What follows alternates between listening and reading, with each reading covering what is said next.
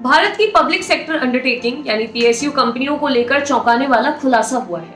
एक आरटीआई के जवाब और इंडियन एक्सप्रेस अखबार की पड़ताल से पता चला है कि 98 सेंट्रल पब्लिक सेक्टर अंडरटेकिंग कंपनियों के 172 इंडिपेंडेंट डायरेक्टरों में से 86 किसी न किसी तरीके से बीजेपी से जुड़े हुए हैं। ये 86 स्वतंत्र डायरेक्टर 67 पीएसयू के बोर्ड में हैं। अखबार ने 146 सेंट्रल पीएसयू की पड़ताल करके रिपोर्ट प्रकाशित की है। इंडिपेंडेंट डायरेक्टरों को लेकर सुधार पर प्रस्तावित चर्चा के बीच ये खुलासा हैरान करता है। 2 साल पहले यानी कि 2019 में सेंट्रल गवर्नमेंट के एक think tank Indian institute of corporate affairs ने साफ कहा था, पीएसयू में इंडिपेंडेंट डायरेक्टरों का चयन अब स्वतंत्र नहीं रहा है। किसी एक्सपर्ट की बजाय ये पद आईएएस रह चुके अधिकारियों या करीबी राजनीतिक दल के लोगों को दिए जा रहे हैं। इसकी वजह से इस पद के मायने ही खत्म हो गए हैं। शेयर मार्केट रेगुलेटर सिक्योरिटीज और एक्सचेंज बोर्ड ऑफ इंडिया 29 जून को इंडिपेंडेंट डायरेक्टरों के मामले में सुधार पर चर्चा करने वाला है। उनकी नियुक्ति, बोर्ड में उनके रोल को लेकर भी विचार विमर्श होगा। अंग्रेजी अखबार द इंडियन एक्सप्रेस ने एक आरटीआई के हवाले से ये खुलासा किया है कि सार्वजनिक क्षेत्र के तमाम उपक्रमों में सत्ताधारी दल बीजेपी के लोग काबिज हैं। इनमें भारत हेवी इलेक्ट्रिकल्स लिमिटेड यानी भेल, Indian oil corporation limited, steel authority of India limited, gas authority India limited, Hindustan petroleum corporation limited, Hindustan aeronautics limited और एयरपोर्ट अथॉरिटी ऑफ इंडिया जैसी बड़ी कंपनियां शामिल हैं। इनके इंडिपेंडेंट डायरेक्टरों के पद पर काबिज लोग बीजेपी से सीधे तौर पर जुड़े हुए हैं। इनमें से कई ने बाकायदा अपने सोशल मीडिया प्रोफाइल पर इसका खुलासा भी किया है। इंडियन एक्सप्रेस ने बड़ी पीएसयू समेत महारत्नों के इंडिपेंडेंट डायरेक्टर से बात की। अखबार ने ऐसे 86 लोगों से संपर्क साधा।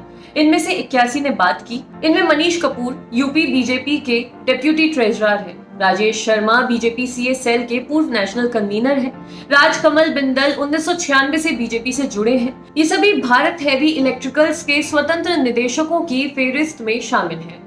गेल में बंतो देवी कटारिया बतौर इंडिपेंडेंट डायरेक्टर है। वो केंद्रीय मंत्री रतन लाल कटारिया की पत्नी है।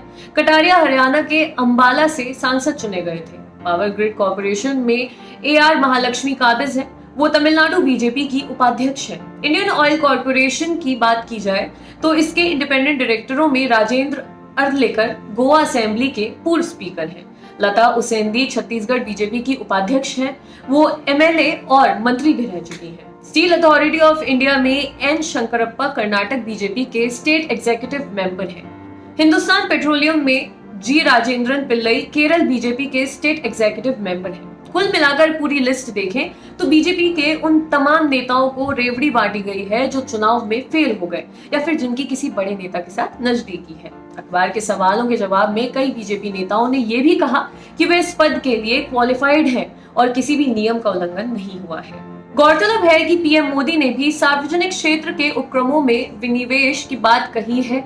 उन्होंने 24 फरवरी 2021 को कहा था कि बीमार पीएसयू को वित्तीय मदद देने से अर्थव्यवस्था पर बोझ पड़ता है। पुरानी परंपरा के आधार पर पीएसयू को बनाए रखना उचित नहीं है। सरकार के पास कई ऐसी संपत्तियां हैं जिसका पूर्ण रूप से उपयोग नहीं हुआ है या बेकार पड़ी हुई है।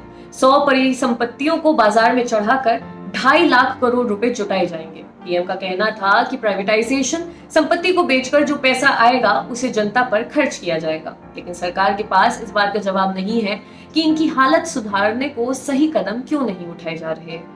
लेकिन आरटीआई से हुए नए खुलासे से एक बात तो साफ है कि इंडिपेंडेंट डायरेक्टरों का चयन जिस तरह से किया जा रहा है उससे ये नहीं लगता कि सरकार पीएसयू को लेकर संजीदा है। आपके लिए खबर लिखी थी हमारे साथी अमित ने। शुक्रिया।